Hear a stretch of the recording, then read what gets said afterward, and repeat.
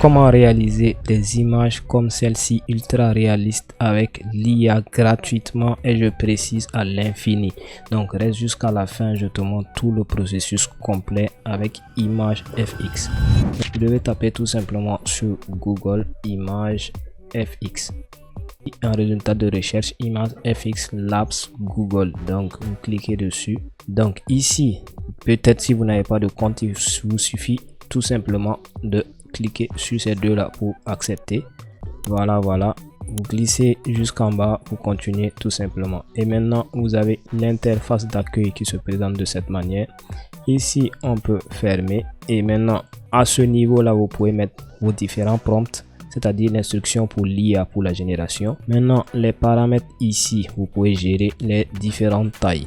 Très souvent pour les réseaux sociaux c'est du format carré, donc je prends le format carré. La qualité c'est réglé sur baisse automatiquement. Maintenant le seed, lui, il permet, par exemple, si tu fais une première génération et tu veux que tout le reste des générations, si c'est une personne en particulier, que là ce soit la même personne, vous verrouillez le seed. Donc ici pour l'instruction c'est assez simple, vous pouvez le faire en français comme en anglais, mais je vous conseille d'utiliser ChatGPT pour pouvoir gérer les prompts en français. Donc rapidement, moi je me rends sur ChatGPT. L'exemple que je vous avais montré au départ, ici voici un exemple de prompt. Donc voilà, moi je lui ai demandé en fait l'image d'une vendeuse de savon ayant une boutique où le nom du panneau en haut d'affichage indique le nom de la boutique, et il doit utiliser un nom fictif. Donc moi je préfère avoir mes prompts en anglais parce que très généralement on a les meilleurs résultats. Donc il m'a fourni un prompt, donc moi je copie tout simplement et je colle. Maintenant il y a un truc très important, suivez très bien. Donc on valide à ce niveau là.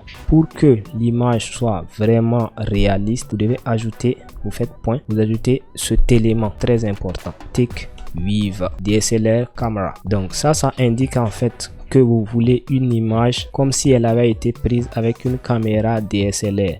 C'est-à-dire, si vous êtes peut-être dans la photographie, vous allez me comprendre. Pour les caméras DSLR, qu'est-ce que c'est? Donc là on va pas trop débattre dessus, c'est parti, on crée tout simplement. Il va générer 4 variations, donc vous avez la possibilité pour l'affichage de le changer comme vous le souhaitez, mais on laisse et on génère. Voilà, on a un truc très réaliste qui a été fait.